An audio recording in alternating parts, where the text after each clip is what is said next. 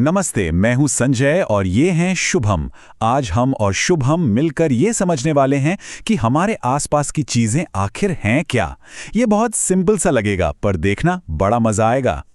तो शुभम, शुरुआत करते हैं एक बहुत ही बेसिक सवाल से। अपने चारों तरफ देखो, क्या लगता है ये सब कुछ किस चीज से बना है? यही सवाल हमें आज की पूरी पड़ताल में गाइड करने वाला है। ठीक है, तो सबसे पहले सबसे आसान कॉन्सेप्ट से शुरू करते हैं, प्योर सब्सटेंस, यानी कि शुद्ध पदार्थ। अब देखो, जैसे नमक है या चीनी, ये क्या है? ये हैं प्योर सब्सटेंसेस, मतलब इनमें सिर्फ और सिर्फ एक ही तरह के पार्टिकल्स होते हैं।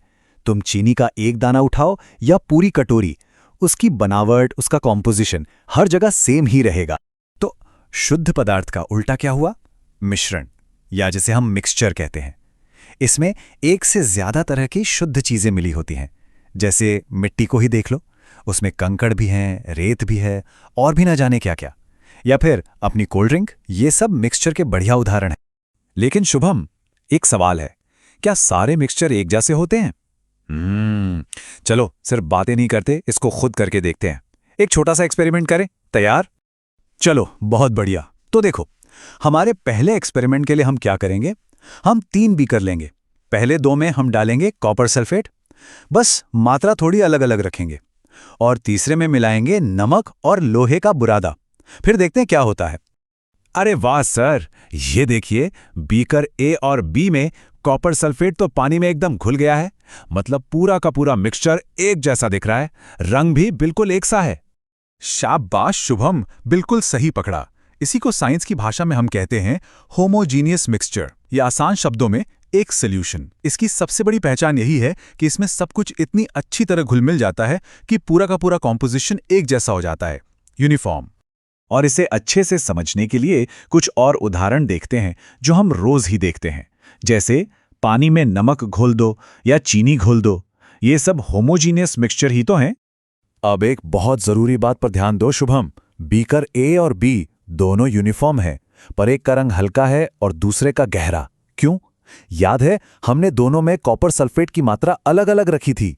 इसी वजह से इससे एक बहुत जरूरी बात पता चलती है कि होमोजीनियस मिक्सचर का कंपोजिशन वेरिएबल हो सकता है, मतलब उसे बदला जा सकता है। सर, लेकिन बीकर सी को देखिए, इसमें तो नमक और लोहे का बुरादा दोनों एकदम अलग अलग दिख रहे हैं। ये तो घुले ही नहीं एक दूसरे में। क्या बात है, बहुत अच्छी ऑब्जर्वेशन है शुभम। इस तरह के मिक्सचर को हम कहते हैं हेटेरोजीनियस मिक्सचर। इसकी पहचान सीधी सादी है, इसके हिस्से तुम्हें फिजिकली अलग अलग दिखेंगे और इसका कॉम्पोजिशन भी एक जैसा नहीं होता, जैसा कि तुम देख ही रहे हो। और इसके कुछ और उदाहरण सोचें तो, तेल और पानी का मिक्सचर या नमक और सल्फर का मिक्सचर, तुम उन्हें कितना भी मिलाने की कोशिश कर लो, वो रहेंगे अलग अलग ही। तो अब हमें होमोजीनियस और हेटेरोजीनियस के बीच का मेन डिफरेंस तो समझ आ गया है, लेकिन क्या हम इसे और भी गहराई से समझ सकते हैं? इसके लिए तैयार हो जाओ एक और एक्सपेरिमेंट के लिए। तो देखो, इस बार हम 3 अलग अलग सैंपल लेंगे, कॉपर सल्फेट, चॉक पाउडर और दूध। तीनों को पानी में मिलाएंगे और फिर टॉर्च से इन पे लाइट डालकर देखेंगे कि क्या होता है। ये वाला तो और भी मजेदार होने वाला है। सर देखिए, कॉपर सल्फेट वाले बीकर में लाइट की बीम का रास्ता तो दिख ही नहीं रहा, वो तो बस सीधे पार हो जा रही है और पार्टिकल्स भी नीचे नहीं बैठे। ये एक पक्का वाला सॉल्यूशन है। अब चॉक पाउडर वाले मिक्सचर को देखते हैं। अरे, इसके पार्टिकल्स तो धीरे धीरे नीचे बैठ रहे हैं। ये स्टेबल नहीं है, इसे सस्पेंशन कहते हैं। वाह, ये तो कमाल हो गया। दूध और पानी के मिक्सचर में से लाइट का रास्ता एकदम साफ चमक रहा है। ये देखने में तो होमोजीनियस जैसा लग रहा है, पर इसके गुण तो बिल्कुल अलग हैं। अच्छा, तो इसे कोलाइडल सॉल्यूशन कहते हैं। तो शुभम, आज हमने 2 मजेदार एक्सपेरिमेंट किए और बहुत कुछ नया सीखा। चलो अब फटाफट से सब कुछ एक बार रिवाइज कर लेते हैं, ताकि सारे कॉन्सेप्ट्स एकदम क्रिस्टल क्लियर हो जाएं। तो एक नजर में देखते हैं जो हमने सीखा। होमोजीनियस और हेटेरोजीनियस मिक्सचर में सबसे बड़ा फर्क उनके कंपोजिशन और बनावट का है। सीधी सी बात है, होमोजीनियस का कंपोजिशन यूनिफॉर्म होता है, हर जगह एक जैसा, जबकि हेटेरोजीनियस का नॉन यूनिफॉर्म। इसे याद रखना बहुत आसान है। तो हमारे दूसरे एक्सपेरिमेंट से हमें 3 खास तरह के मिक्सचर मिले। पहला सॉल्यूशन, जिसमें पार्टिकल्स पूरी तरह से गायब हो जाते हैं, मतलब घुल जाते हैं।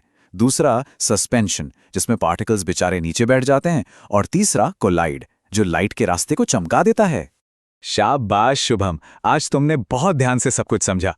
तो चलो अब जाते जाते मैं तुम्हें एक सवाल के साथ छोड़ जाता हूं। जरा सोचना, जिस हवा में हम सांस लेते हैं वो क्या है? एक सॉल्यूशन, एक सस्पेंशन, या कुछ और ही है? इस पर सोचना जरूर।